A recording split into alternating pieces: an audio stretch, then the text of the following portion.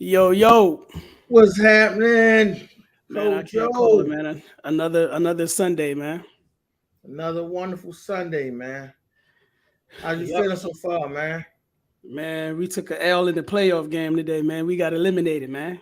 Oh man, Yep, we We got take them eliminated. L sometimes, bro. But it's good, man. It's good because it builds character. It's tough I though. I think ain't gonna lie. I think the one thing about losing in today's world is, in a way, to me, is necessary. Mhm, Especially the way they raise kids and letting them believe that they're supposed to win everything. You know what I'm mhm, saying? Like I've seen talented, smart, genius type kids get by because they smart and they know they get by, so they don't know what taking that L feels like. mhm, So it's like that L is going to help them build character. It's going to help them take that. You know what I'm saying? So mhm. that's kind of like how I look at it, bro. It's beneficial. You'll see in the long run. Yeah, Even though man. it's, I kind of like it's I kind of like needed your boy from I9 Sports, man. Like Devin, yeah. that needed Devin, man. Devin should have been on the sideline with me today, man. He'd have been like, man, hey, bro, calm down, man, because Yeah, woo, if you gave him a hands up, he probably would have. You know what I mean? He move around. He move around. Shout man. out to Devin, man. Yeah, shout out to Devin and I9 Sports, man. It was tough today, man. What's good on your end, though? What's up with you on your end?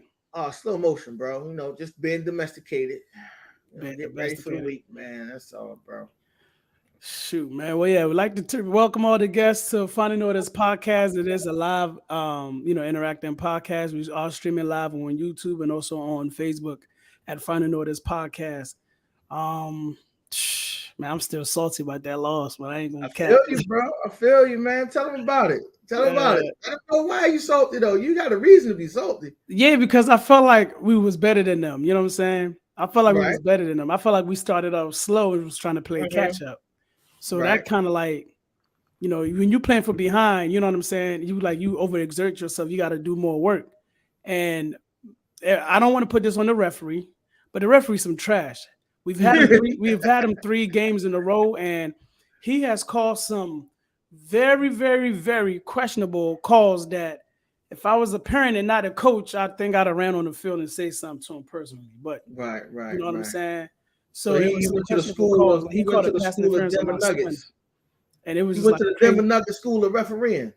You said it again.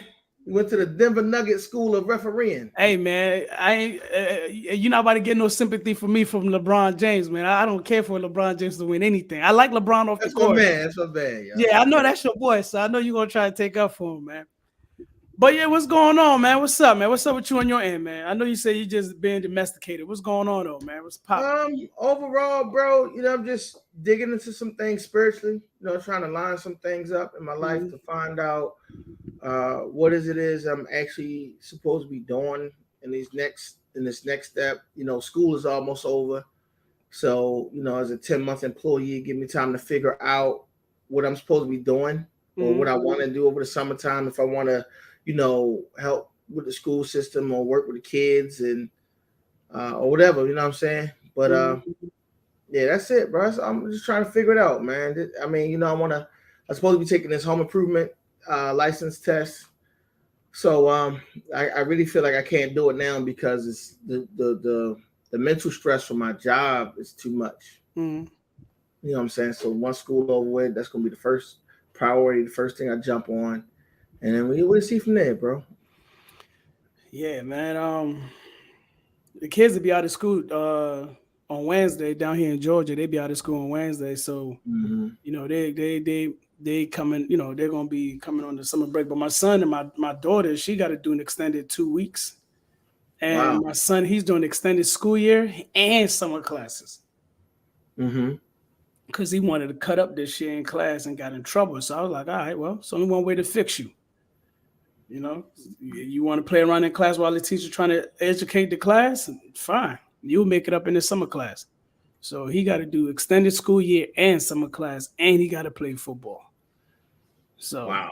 oh yeah, it's real. You just you don't get the, and see, I think that's another thing that has been kind of like missing in the community is the discipline. They lack of discipline or Right. accountability because today's kids are more advanced than we were coming up. That their advancement should also come with them also being able to acknowledge the accountability part for them at their age.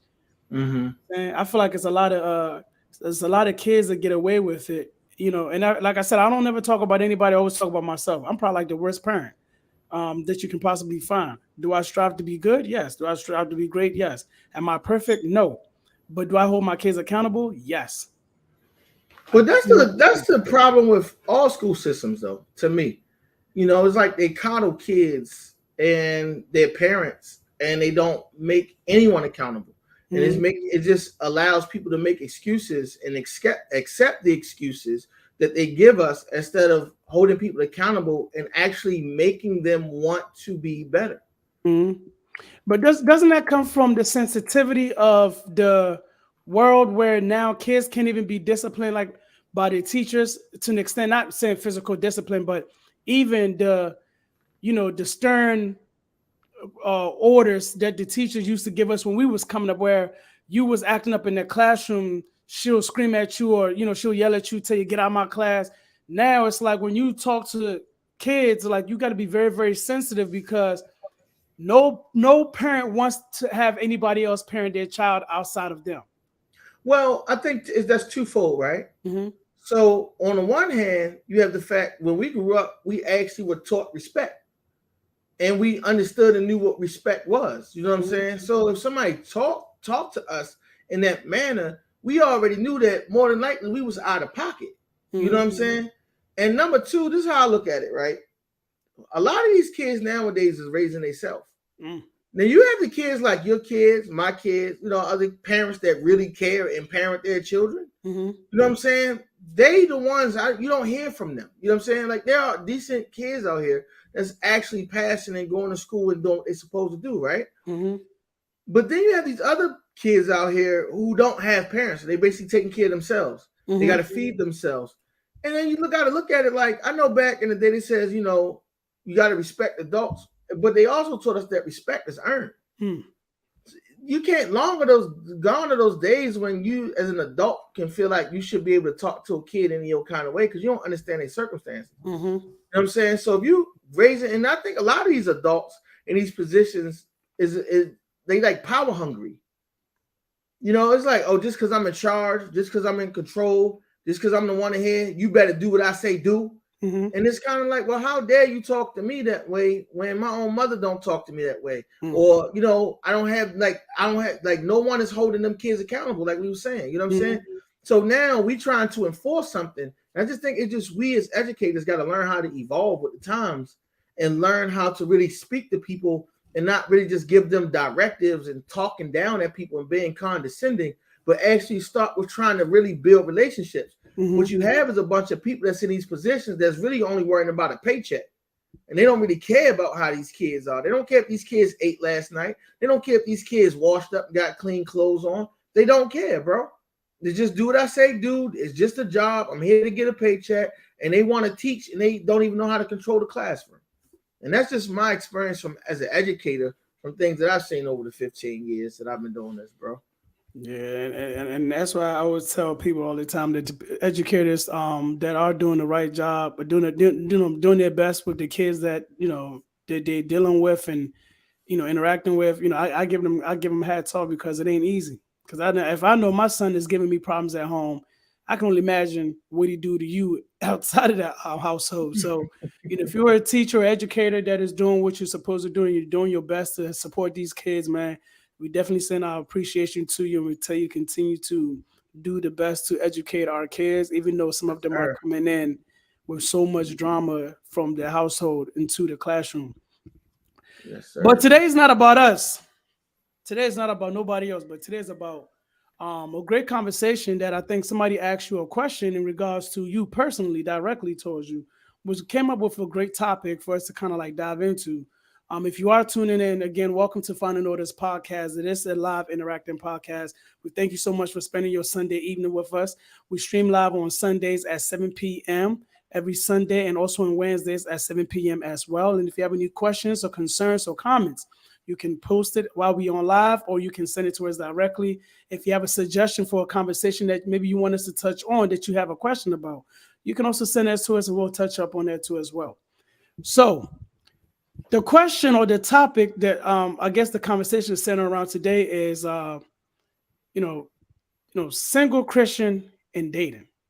Or what's your take on that? Like, I know the question that came up, um, it's more so like, how do a single Christian begin to even the dating process? Right. So we're gonna run through it, but we're gonna, like you said, we real transparent. We're gonna keep it honest, right? Mm-hmm. So today we would have much rather finished our conversation with the women, Facts. and we're not putting anybody out there, but we would have loved to finish this conversation, to dig and get some perspective on some things. And we just had some people either not return phone calls or messages, and some people like was double booked and had other things to do. And we appreciate them for trying to make their way onto the show and help out. But we really was left not really with a topic this week, you know what I'm saying? And we was planning on finishing our conversation. So, I try to reach out to people that I care about, people that tunes into the show and support.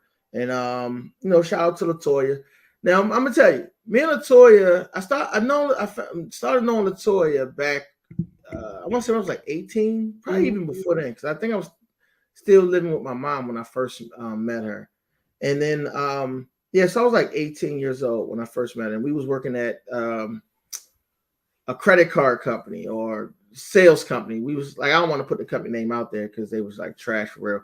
And we was trying to sell credit cards. And that's how we became friends. And I was 18 years old and now I'm 40. So, you do the math. That's how long we known each other. Mm-hmm. But when she sent me this message, I found it funny. Like, don't get me wrong. It was a huge period of time.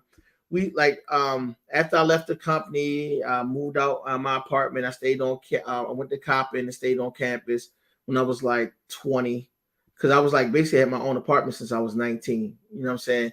And we kind of like stopped talking to each other for years. You know what I'm saying? Like it was a long time we stopped talking to each other, and so maybe that's where she was coming from. So I don't really hold her too much for that. But she said, honestly, I like to know more of your story. What you've been through, how you look at dating now as a single man in Christ, from Christ in Christ's perspective.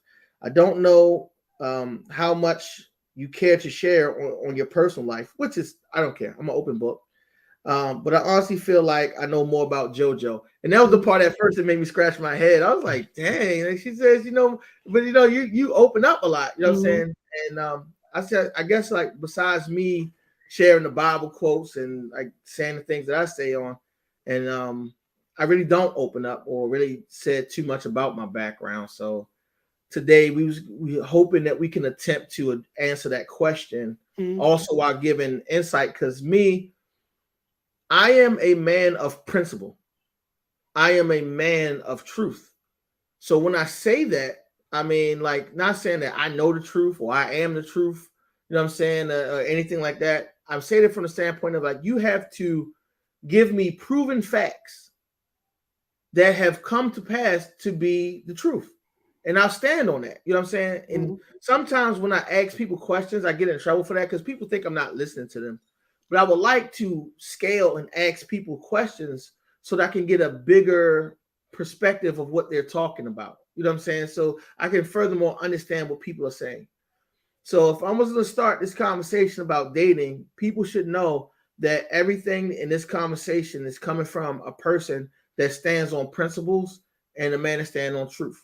Not no perspective is not my truth, is the things that God have took me through, shown me, proved to me, and things like that. So this is where my perspectives come from. All right, so it's weird. I'm trying to figure out how to start this as far as, because I tell people I've been single for 13 years now, right? Not to say that I haven't dated or really been with people. It just never was like a serious relationship. And that's what I mean. Like with me personally, I feel like dating is for married people. So that's number one. I feel like dating is for people that's married. So like you and your wife, y'all been married. How long y'all been married, bro? It about to be 6 years in October. 6 years, right? You said you work 2 jobs, right? Your kids. What you say? I'm gonna get there, baby. I'm gonna get there, Latoya. I'm gonna get there. I got you. I know you know me. I know you know me. So I feel like dating really is about like how do you and your wife continue to get to know each other? You know what I'm saying? Continue to grow together, continue to spend time together. Because like you said, you had football today, you had 2 jobs. You know what I'm saying? You got kids you need to pay attention to. You said your wife is working, and she's doing I think she got 2 jobs too. Yeah, she got She got 2 part-time. jobs too. She got two jobs too as well. She got a part-time gig that she do, and then I got a full-time part-time job. Right. I got 2 So full-time jobs, one in the morning to the evening, and then from the evening to overnight to the next morning. right. So I think like dating is for people like you and your wife, so that y'all can reconnect. And as I go through these stories and stuff like that, I'm hoping that we paint a bigger picture and people understand what I'm saying. Because I learned this from an older couple. You know what I'm saying? They were saying that how, on the weekends they would let somebody else watch their kids, and they would just go, even if they just went downtown and rented a room, and it was just them two, and they spent the weekend together. You know what I'm saying? Like, just like let's maybe go see a show, go see a movie, go out to eat, and they spent time together and things like that. Me personally, I know if I'm not going to spend my time with a woman if I don't know that marriage is involved. I am strictly at this point in my life, and even I want to say pretty much for maybe the last 5-6 years, have been at the point where I'm getting to know someone to get married, bro. That's all I want. I don't care about anything else. I feel like the only thing that I'm lacking in my life right now is a wife, right? I feel like even if like this job, I'm at this get my license and stuff like that, even if it's a financial situation or anything like that, I feel like if I have the right person on my side, you know what I'm saying, I can accomplish anything else after that. Not to say that I can't do it alone, not to say that I can't do it me, but you know what I'm saying, us as men, the burden that we take on. And we talked about that in another podcast. You know what I'm saying? The things that I have to go and do as far as coming home and being a single dad and cooking and cleaning. And I put a post on Facebook one time, was like, what am I chasing a woman for? Right? I don't need to chase a woman. You know what I'm saying? But I mean, like when you look at the traditional sense of why people look for these situations, right? I pay my own bills, been doing it for the last 13 years. I cook, I clean, I wash clothes, I fold clothes, I put the clothes away. You know what I'm saying? Like I've invested in businesses. I've done a lot of things. I don't need anybody to come in and help me raise my kid. I've been doing those things. So it's kind of like, well, what are we chasing you for? Well, the one thing I do need is to find somebody that I know that will see the man that I am, know the destination and the place that I'm trying to get to, and can challenge me and help me get there. I'm not saying challenge my manhood. You know what I'm saying? As far as challenging me as a man, challenging my decision making, you know what I'm saying? Because I don't have time for contentiousness. I don't have time to be combative and all these things, because oftentimes people say that you got to sacrifice something when you get in a marriage, right? Or you get in a relationship. And if you are coming to the table, and like I said, like I have all of these other titles and all these other things that I'm doing, right? And I begin to sacrifice those things to make somebody else happy, then how can any of those things get done? A lot of times people feel like they have to compromise, and a lot of people feel like they have to sacrifice something in order to make their partner happy. You know what I'm saying? I'm not in the business right now of compromising or sacrificing anything. I want to find somebody that is compatible with me, that have the same kind of goals, that have the same dream and the same outcome, and also understand the vision and the direction in which we are going, so that you can stand with me and I stand with you, so that we can build together. You know what I'm saying? I want us to build. I got a question, right? Because when you talk as a single Christian, and when we talking about dating, right? I don't know how much this applies to now society, where you start off by the courtship, you courting the woman, or you courting the man, and you trying to get to know them, and you're trying to feel for them or whatever. You nowadays it's more, everything is moving so quickly. Everything moves so quickly now, where that time where you really got to understand somebody, you don't even get that chance anymore. Um, but you did say something that that was really profound to me. And Mm-hmm. I think had I asked myself these questions, I'm not saying that I wouldn't be married, but maybe I would have a better understanding of my marriage. Because even though me Mm-hmm. and my wife, we have I think we have a really great marriage. Um, at least to me, it was something that you said that I think, like, if you are in the process of looking to get married, if you are married, you can always reconnect, you can always make that recommitment. But it was something that you said on Saturday that I think was a Saturday or Friday that I think really had me really thinking the whole way home as I sat in traffic, right? You Mm-hmm. said, now when I meet somebody, I'm looking for you to give me a reason to commit to you for. Right, right, And I think when you say that to most people nowadays, only the ones who are wise and really mature will really understand what you were saying. right. When you tell somebody, hey man, give me a reason to commit to you, give me something to me to commit to, so that way something, at least bring something to the table. Give me Right. that that one thing, right, that makes me want to commit to you. Because a lot of single people make really one big mistake where they marry for love. My advice to people now when it comes to them dating and trying to get married, I tell them, don't get married for love. Don't try Exactly. to get married for financial stability. Do not Mm-hmm. get married because you want to have a child. Get Mm-hmm. married because you have an understanding with the person you're interested in to build together. Right. But Absolutely. when you talk about that commitment part, I think if a lot of us would have given ourselves that standard, saying, hey, I like you, you like me. I love everything you do, you love everything I do. Now give me a reason to Mm-hmm. commit to you. Right. That way, whenever things are falling off, I can always go back to that commitment based off of what you presented to me, what I said I can commit to.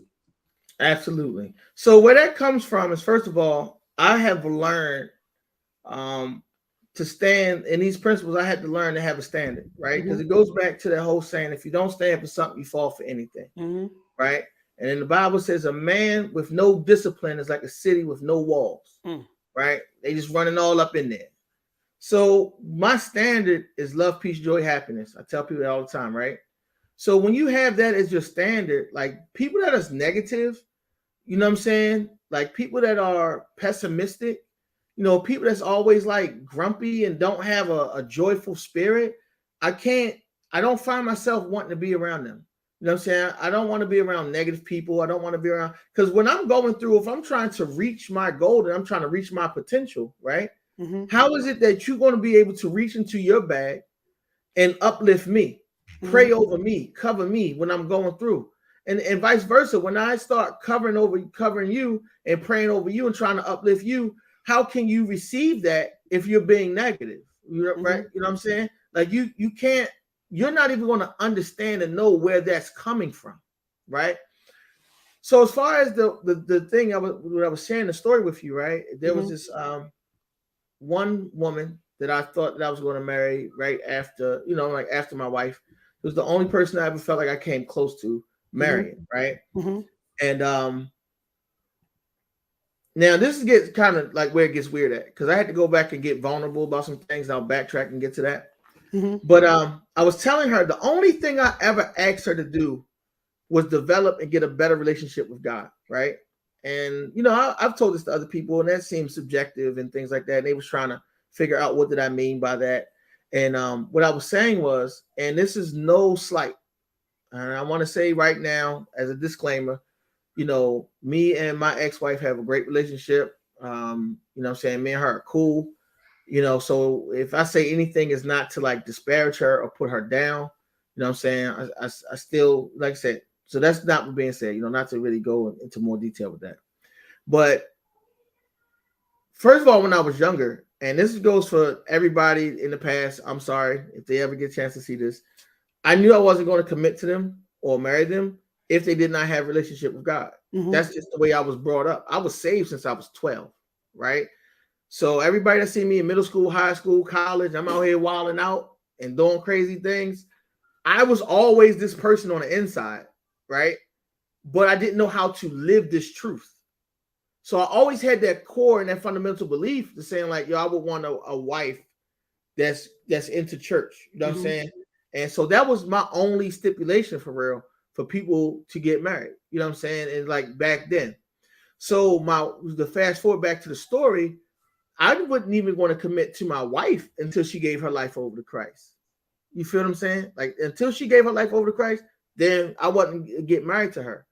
But to fast forward it later, what I realized is that it took more than just you having a relationship and knowing God, because she gave her life over to Christ, which is the reason why I married her. But at some point in time, I don't know if that's what she continually wanted to do.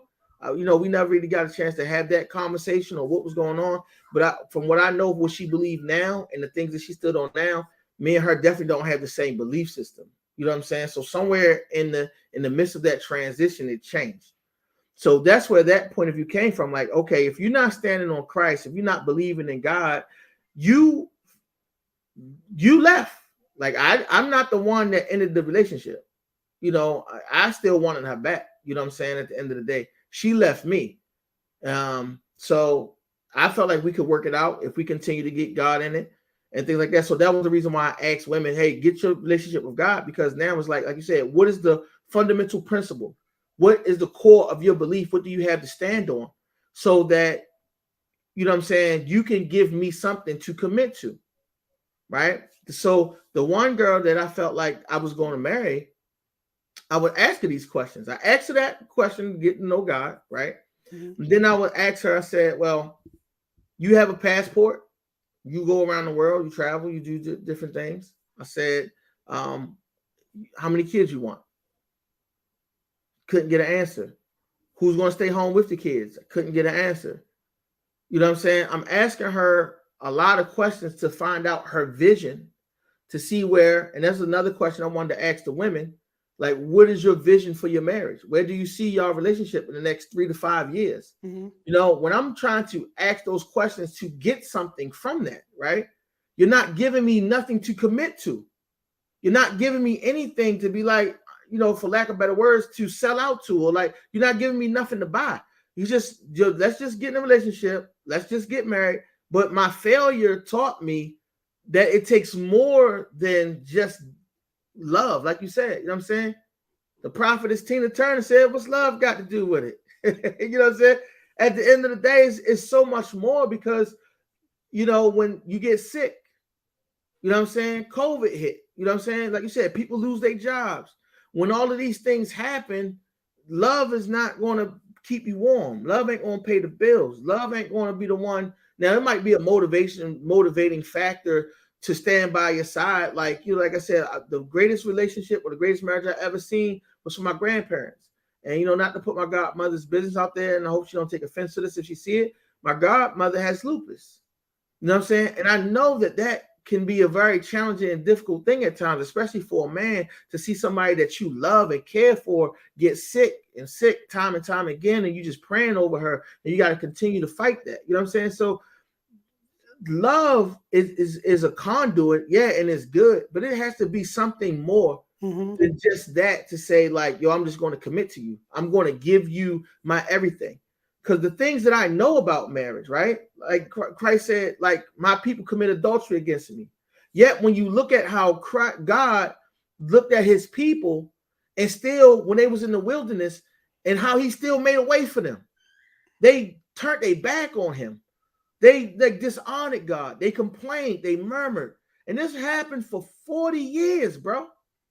And God never once turned his back on them. So me understanding that principle as a husband, when I commit to somebody, those are the same roles and the same mindset and the same attitude that I have to take on, being a follower and a believer in Christ. Let me ask you a question.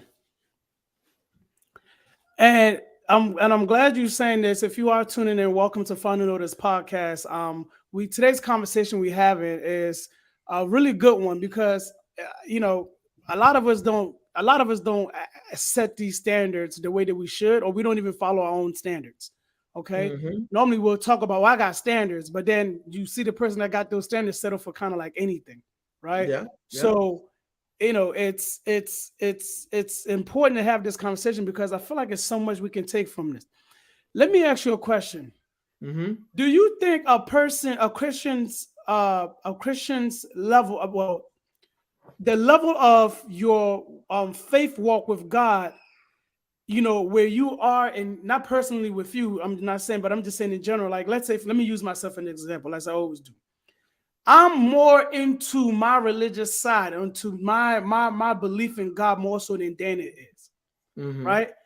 But one thing I have never done is that I've never forced it or like imply, or I guess forced it on her to be on that same level.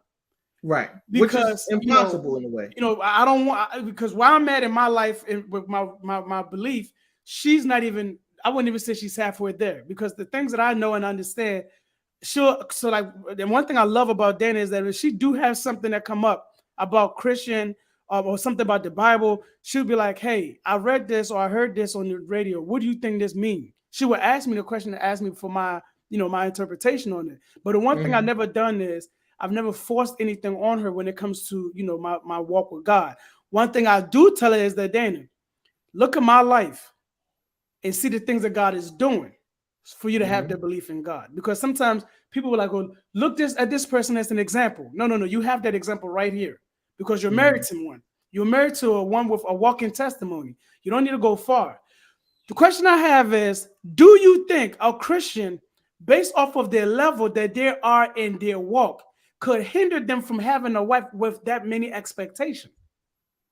So that's a twofold thing, right? Mm-hmm.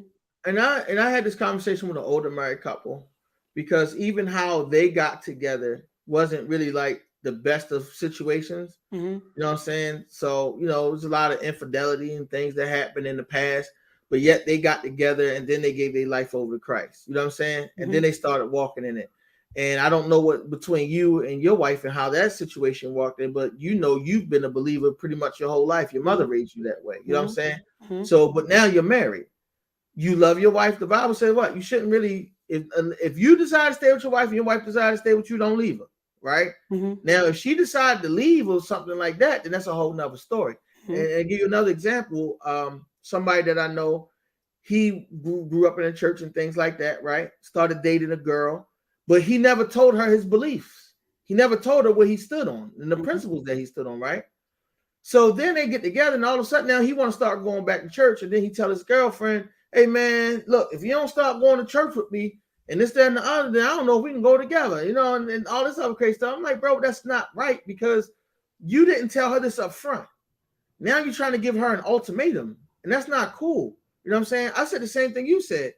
And you really should give them something to strive for. Mm-hmm. You have to show them that as a believer and as the things that you're standing for, you know what I'm saying? Now they have to like, okay, I see what you stand for. I know what you're about. I see a changed man. I see this and the other. Now let me find out the type of God that you serve, if that's the person you desire to be with. Mm-hmm. Now, me on the other hand, I think I'm slightly guilty of what you're asking me, but I'm not really sure, because I realize, and that's why I said, I don't never expect anybody to be on the level of belief that I am on, right? Mm-hmm. Because I was suicidal when my ex-wife left. I almost killed myself. You know what I'm saying? Sometimes, to be quite honest, I just let everybody in on this little weird thing in my head, because anybody know me know I got little weird stuff that plays out in my head. Sometimes I feel like this is a simulation of life. I don't know how I got off of that bridge, bro. To this day, as I try to sit back and think about that, I don't know how I got off that bridge. I literally seen myself going over the edge. I seen me falling off. I seen me going to my death, but I don't know how I got out of it. Like, to this day, I don't know how I got here to this day, bro, because I was that deep in depression and messed up. You know what I'm saying? So my thing is, I ask people to get themselves to know God, so that when I move or how I move and the things that I do, you can understand where I'm coming from, so that there's no contentiousness in the situation. That you believe and understand and know where I'm going, so that you can follow along. Mm-hmm. But there's also a certain level in God that I need somebody to be in, because again, look, I know people who had surgeries, like major surgeries, right? And if I'm going through something and I'm on my deathbed and I'm going through certain things, I need to know I have somebody on my side that knows how to pray for me. Me and you was talking about that the other day about like Job's wife, right? Job's wife said, curse God and die. I don't want that kind of wife. You know what I'm saying? I don't want no wife that's going to come to me and just be rubbing on me like, oh, baby, it's going to be all right. No, I need you to stand in some power and some authority to be able to fight with me. I know the path and the journey that I'm supposed to be on. So not any old person can really just stand next to me. And so therefore, if I accept anything less than that, I know the burden that I'm taking on to try to get to help somebody to get to a certain level in their faith and their belief just to be able to do that thing. You know what I'm saying? To be able to do that. So when I'm looking for a wife and I'm going through those type of things, that now is what I have to accept.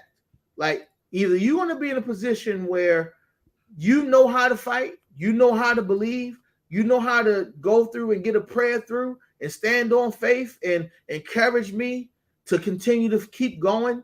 You know what I'm saying? While you can accept encouragement from me to keep going and be better, or I'm going to have to find somebody that I'm going to continuously have to pour into to try to help them, you know, raise their belief to a certain level.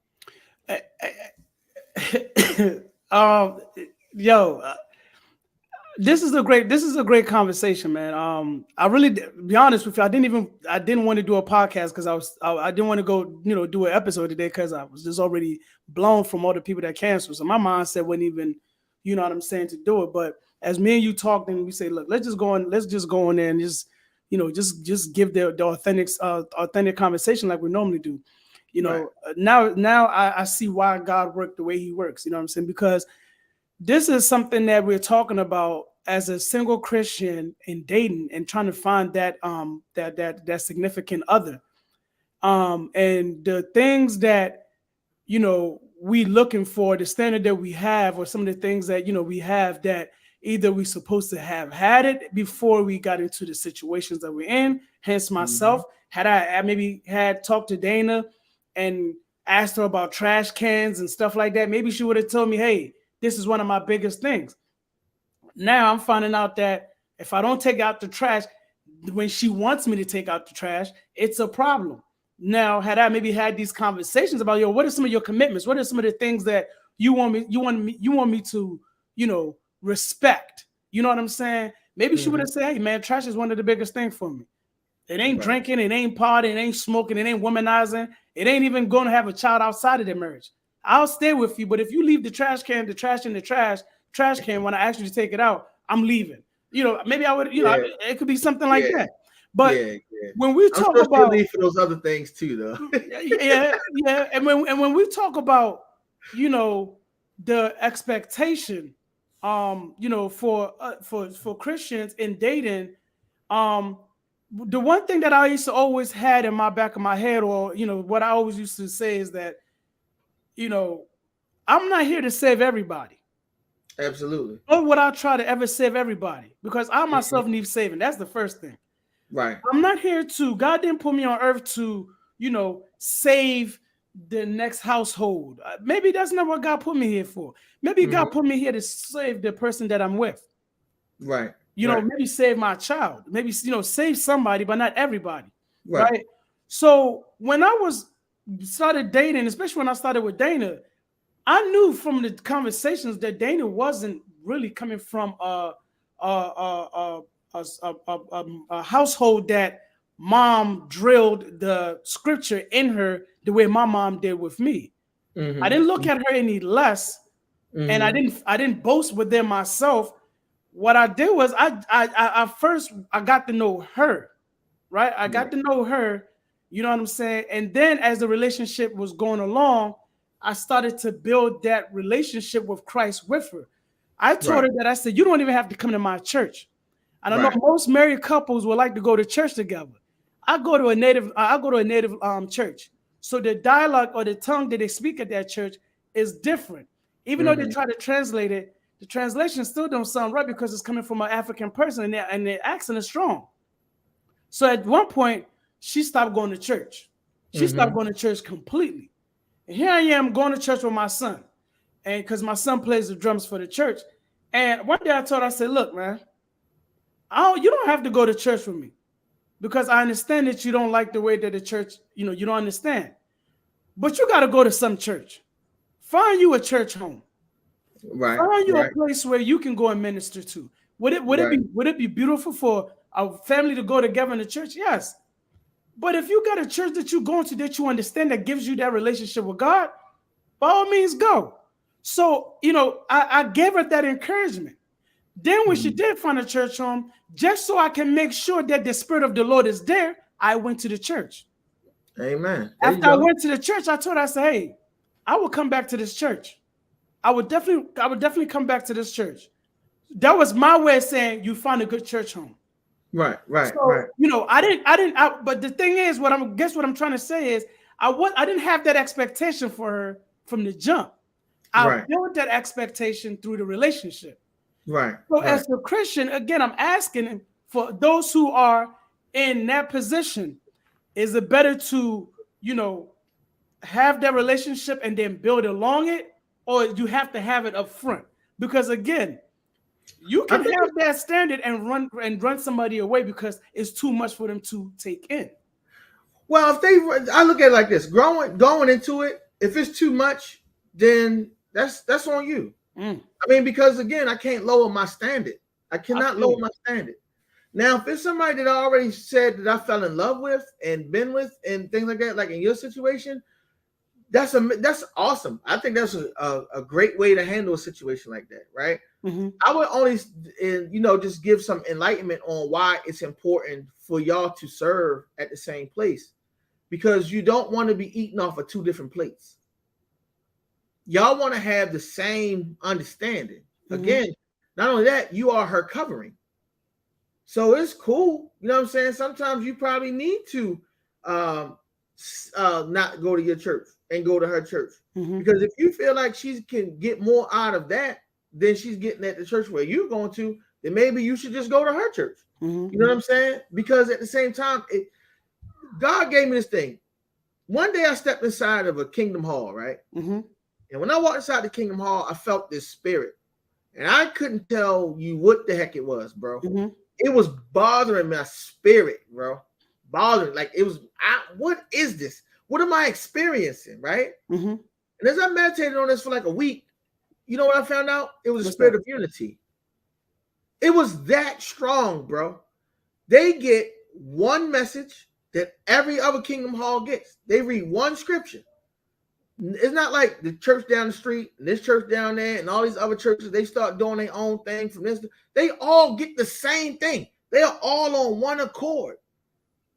And that is how powerful. You ever been to like a stadium and everybody start chanting at the same time? Oh, like that sends energy through this stadium because of that unity. And God is like, when you connect the unity and you add love to it, nothing can conquer that, bro. It's an unstoppable force when you can marry those two things together. So if y'all can learn how to, and that's what I would say, I would hope and pray that my wife, if I met her at a different church or a different walk of life or whatever the case may be, or even if she didn't go to church, like would find a way to find a church home together, so that we can both be comfortable. We can both eat off the same plate. We both have the same understanding, so that we both will be in unison with one another. You feel what I'm saying? But yeah, I wouldn't say necessarily, like I said, like if I met somebody today, like I said, again, my standard, like, first of all, like you ain't going to church. You don't have a church belief or no kind of foundation in there. I couldn't talk to you anyway. You know what I'm saying? Yeah, and I'm not, and I hope maybe I need to be clear. Maybe I need to be clear on it in regards. But I'm just saying, as far as that level, because you and I, we're on a whole totally different level. I would say, man, you more on a different level than I am, even with the walk right now, because I know it's a lot of things that I don't understand that I know you understand way better than I do. You know what I'm saying? So I learned from you in regards to some of the things that you say, and then I sit down and I try to analyze it and see, okay, how do I apply this to my life? So what I'm saying is that, of course, the standard is there. There is a standard that you have to have. Not even a Christian standard, just a standard in general for a person dating. We all have standards, but my only thing is that because that I know where I'm at in my ministry, in my faith, in my walk, there's some people that I'm going to encounter. Because Paul said this best. He said, when I'm with the believers, I act like a believer. That's right. When I'm with the non-believers, I act like a non-believer so I can draw more sort of Christ. Right. So the thing is that, to me, even he had to dumb it down, Paul, in order for him to redeem the non-believers, right? So to me, if you in your walk and you dating and you trying to get to that part where you have that significant other, if you run into somebody that is not equally on that same level, does that qualify for you to then turn around and let that person be, before give them the opportunity to, maybe that might be the person that God has chosen for you to pour into to bring her to the kingdom? All right, so I'll tell you like this, right? Because I love when the pastors and all the women start talking about Ruth. Only the 15%. We don't like the 85, just the 15%. Yeah, even the 85, they talk about Ruth, but they just mess it up. They just get it all wrong. You know what I'm saying? Because this is the thing about Ruth. Ruth had Naomi, right? So she had an older woman invested in her life, and a woman was imparting in her and helping her become the woman that she needed to be. So even when she seen the type of man that Boaz was, Naomi was like, well, let me show you how to get this guy. You know what I'm saying? With her wisdom. So Boaz was walking through and seeing Naomi busy in the field.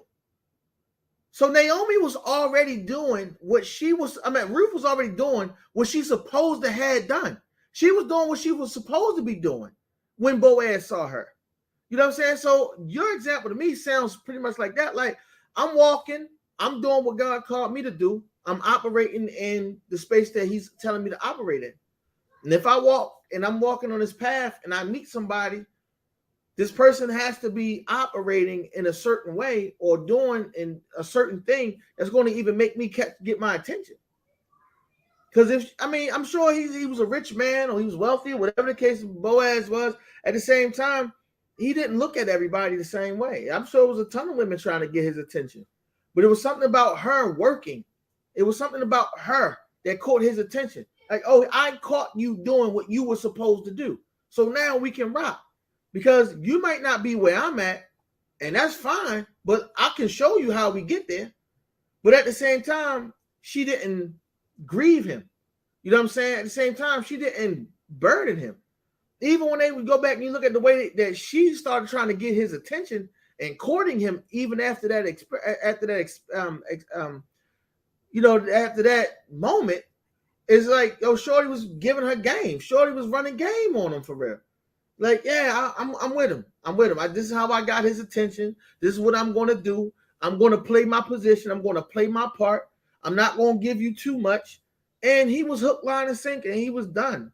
You know, that's a wonderful example of how you could get somebody to marry and somebody to be with somebody. If somebody want to go back and read that in detail. In comparison to how you bringing it up.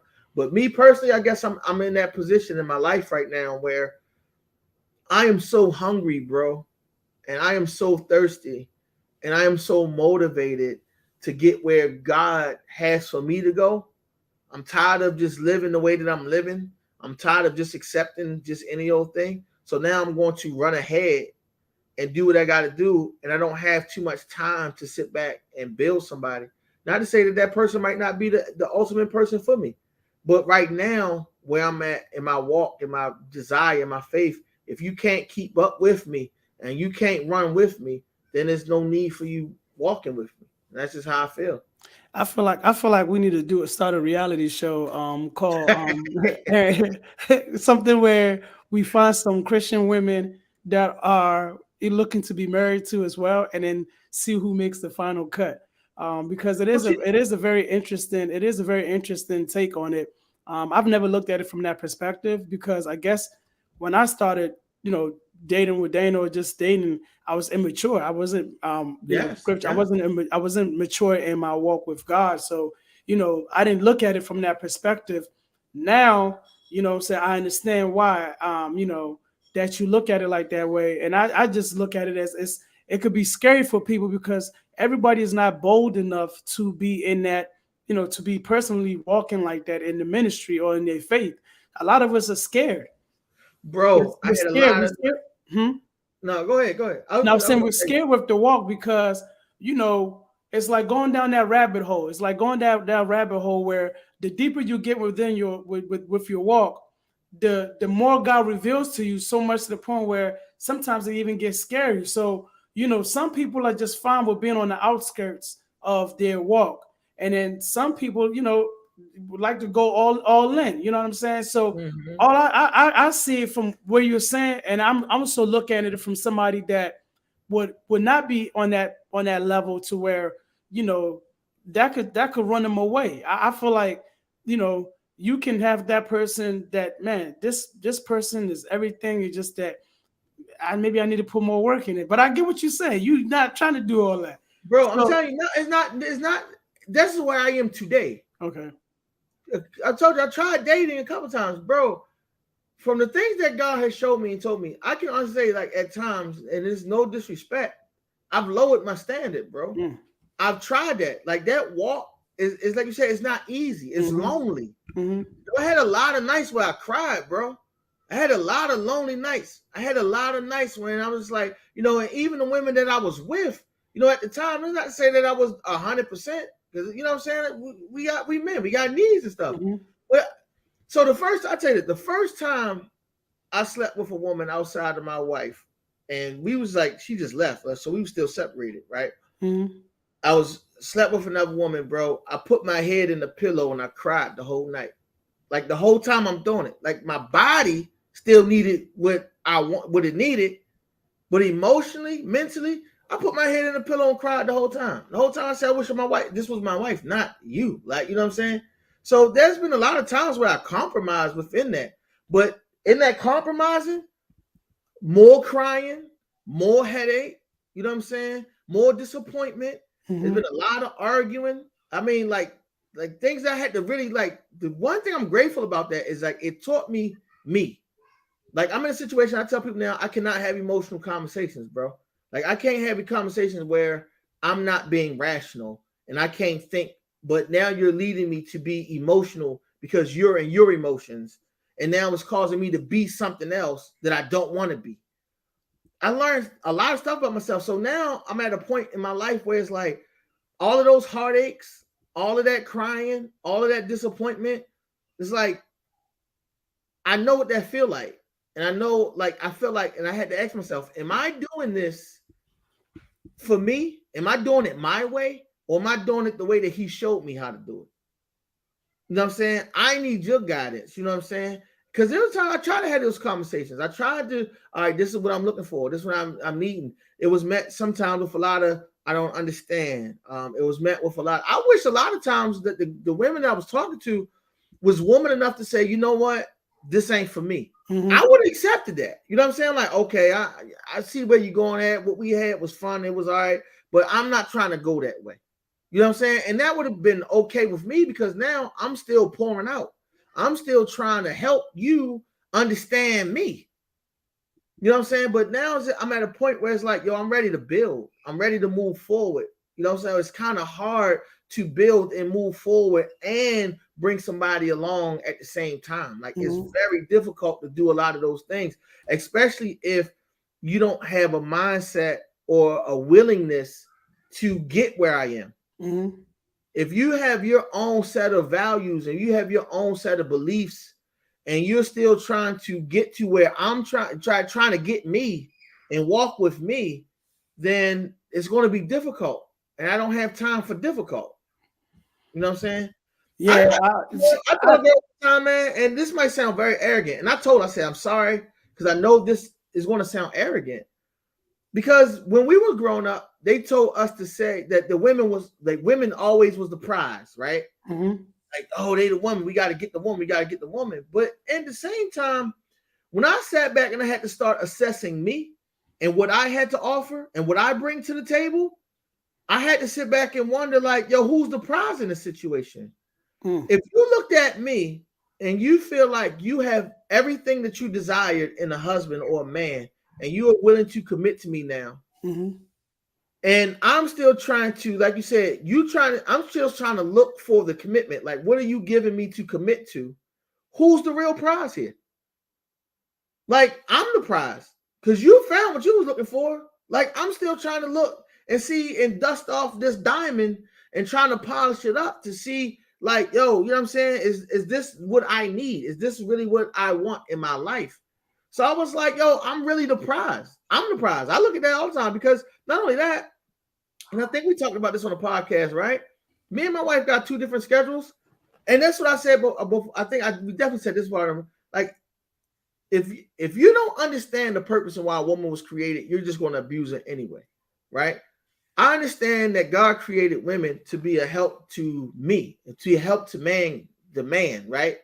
I understand that you are vulnerable. I understand that you are nurturers. I understand all of these things. I understand why you were created. I understand your position.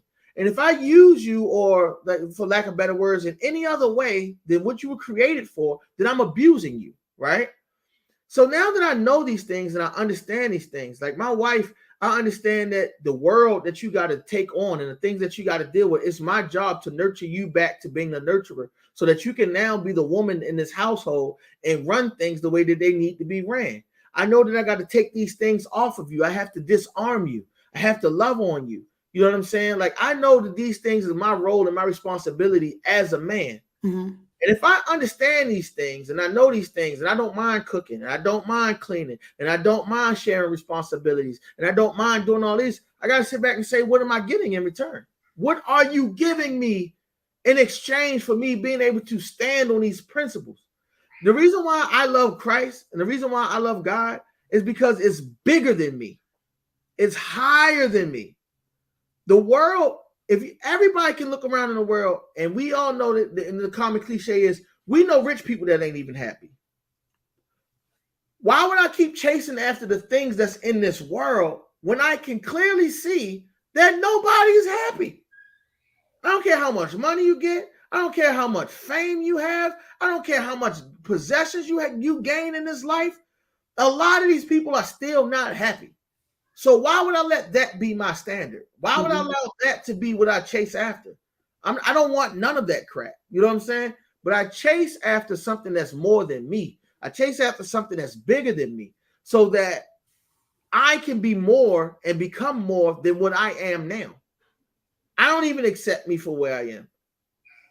And I used to have a problem when people say that. Like, why don't you just love me for me? Well, you're not even the same person you was last week. You're not even the same person you was last month. So why would I love you for you? Right. I can love you for the person that you can be.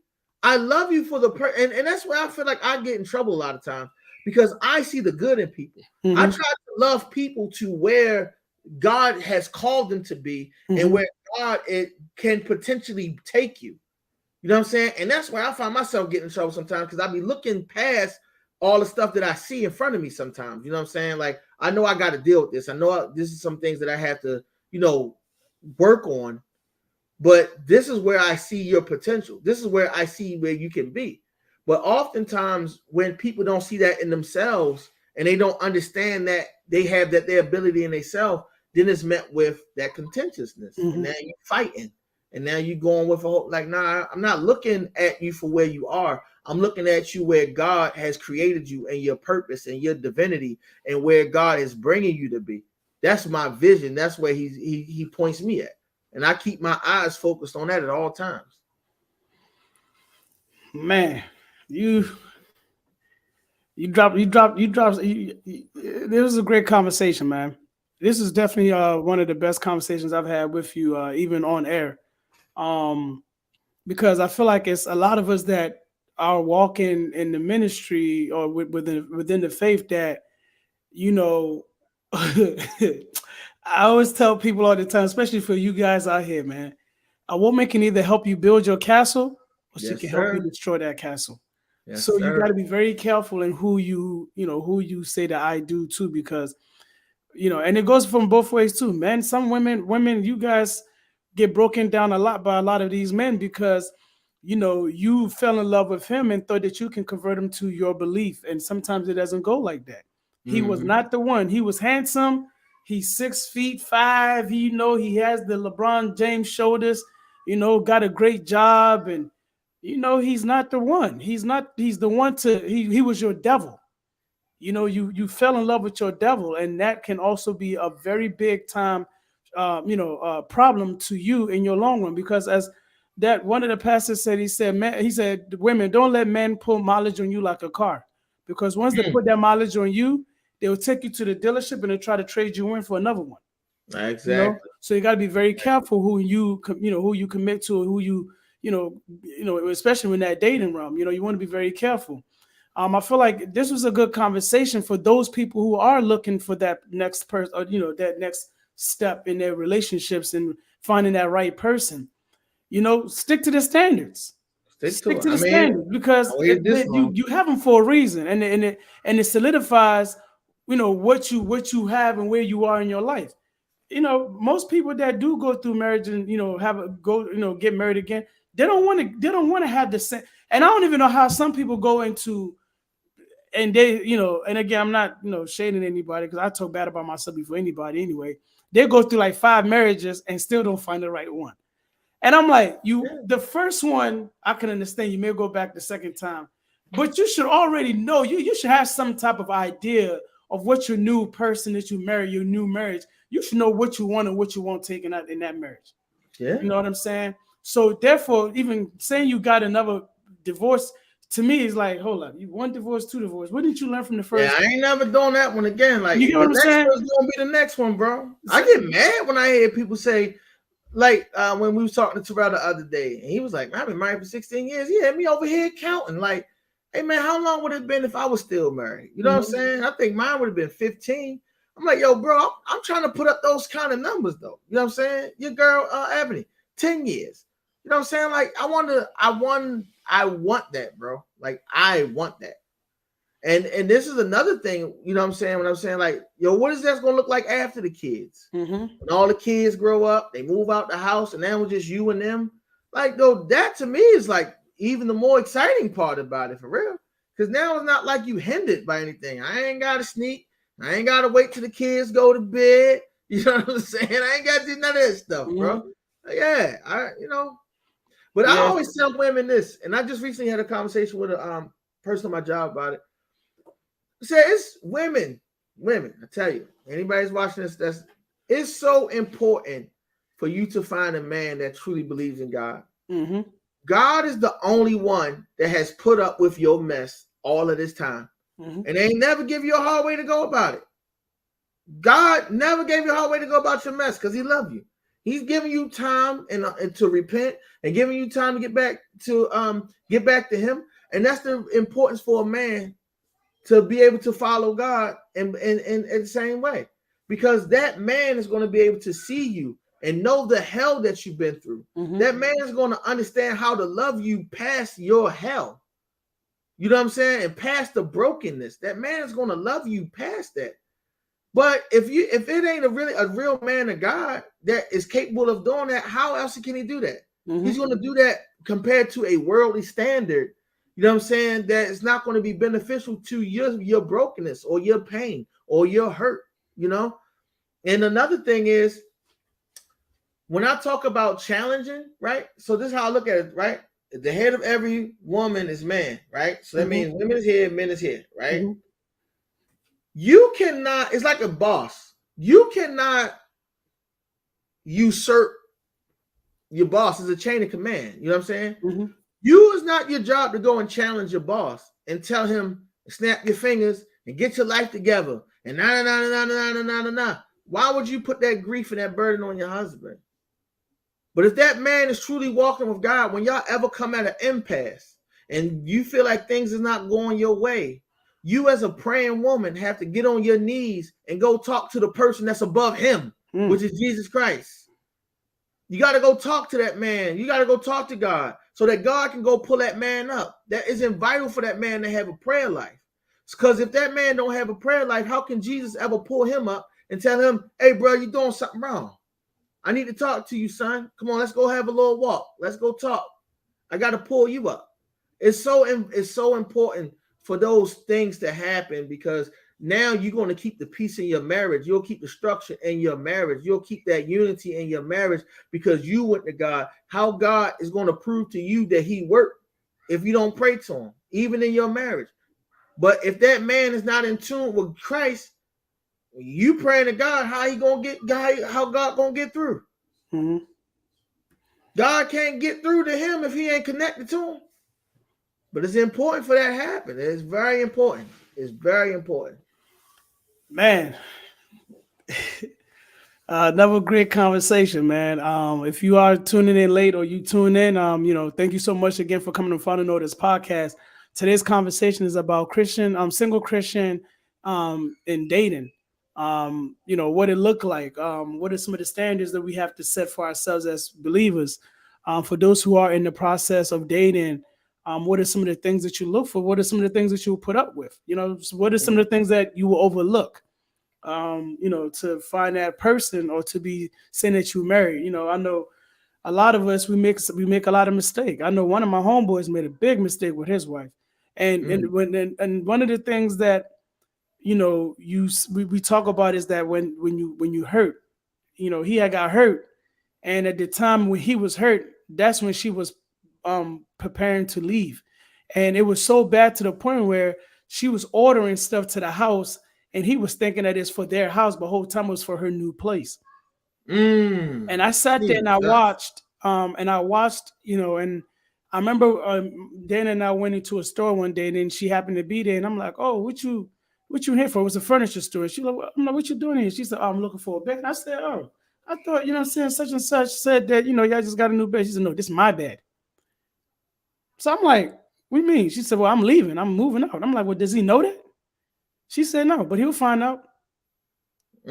And this at the time when he had broke his leg. So he was down. He couldn't move.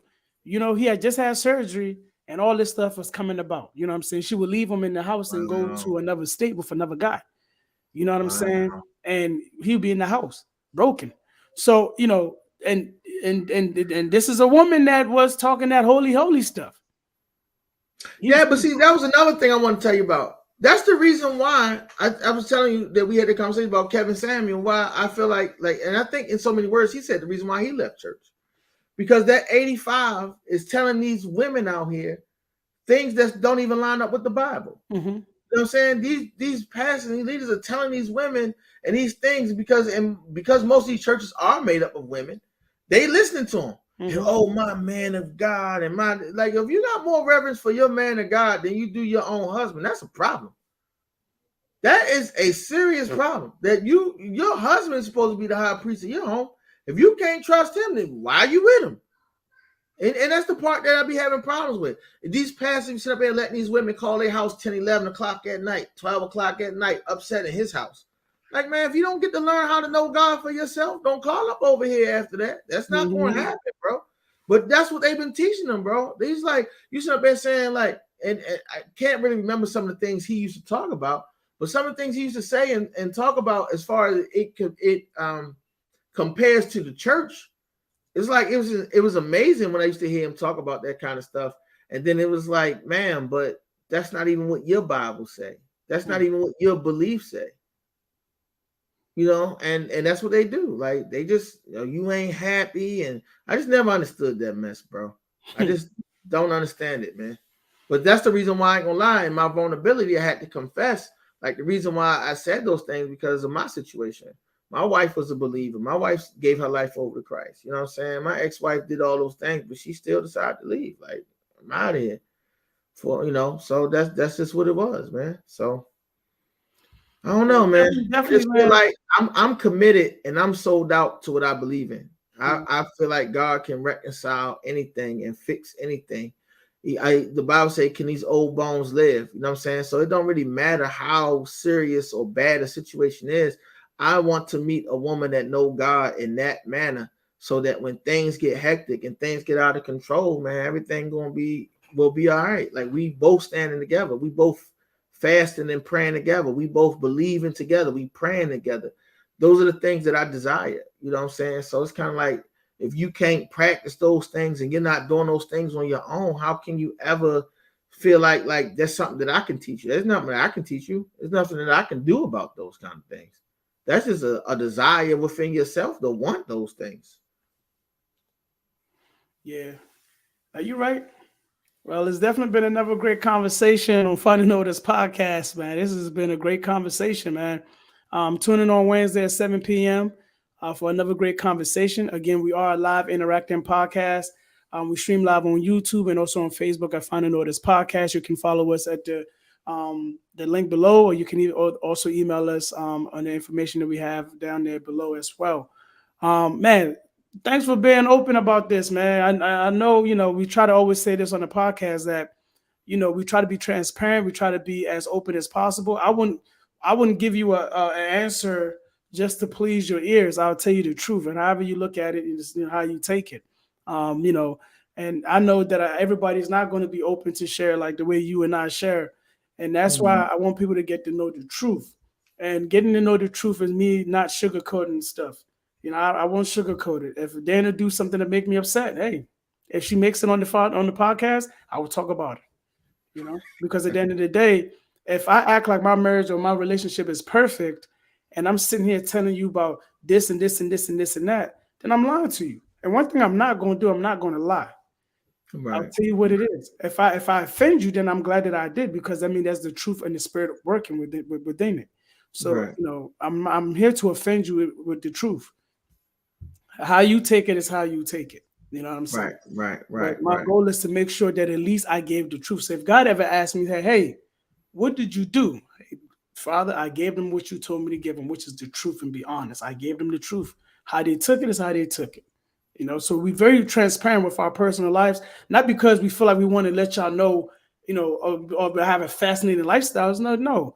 There's nobody that I can talk about better than I can talk about myself in regards to what mistakes I have made and some of the decisions that I have decided to do and how it hindered me from me being able to progress in life. So now if I give you this raw, authentic truth, that means my job is to make sure that I gave it to you. So don't make the same mistakes like I did. If you repeat it, then you're just a fool. That's the word, man. It's the only way I can put it, Aaron. That's the word, man. But Latoya, I'm glad you asked that question, because it prompted this conversation, and that's what we like. That's what we're looking for. That's what we love. The questions that you guys sent in is what's driving us to be able to have these conversations and to continue to be that transparent with the conversation that we are having, because a lot of us are walking around. Don't have Christians dating website and stuff like that? Like, ChristianMingle.com, buddy. Huh? Hey, it's Christian Mingle. Yeah, Christian Mingle. Hey, bro, I don't know, bro. I feel like if I ever had to go that far to get married, bro, I told you what to do. I told you let's go to Ghana, and you find you one of them bush women over there, and then you be okay. I told you. You taking your time. Keep taking your time. My neighbor just had a housewarming. I meant to call you the other day too, because my neighbor had just had a housewarming. She just moved in next door, and she's from Liberia, man. See, there you go. Hey, I don't know go to Liberia. I told you go Ghana. I didn't say Liberia. No, I'm just saying, just let you know that I just got an African, my African sisters next door. No shade to my Liberian people, but I told you where to go. You go Liberia. You go anywhere else. That's on you. I told you where you should go. I got you, bro. And if I follow you, then I'm a fool. I'm telling you, man. The only thing that they're gonna worry about is you not taking out the trash on time. You'll be all right. Yeah. Just take the trash out. Hey, man. Thank you guys so much for tuning in, man. We definitely respect and love all of our viewers. Follow us, man. Hit that subscribe button when you get on YouTube. Hit that subscribe button too, as well, and that notification button too, as well, as what I meant to say, man. I'm telling you, man, they keep playing with us with these conversations. Let me ask you a question, though, right? Here's a question before we go, right? What's up? I'm single. If I meet a woman that's single, right, I can't possibly have an issue with a trash can, ladies, right? I mean, you've been taking the trash out all this time. Man. I'm picking. I'm just picking. Yeah, all right. Better take that trash. I'm like, yo, I was straight up telling, hey, hold up, you was taking the trash out before you met me. What's going on? Hey, man, telling you, man.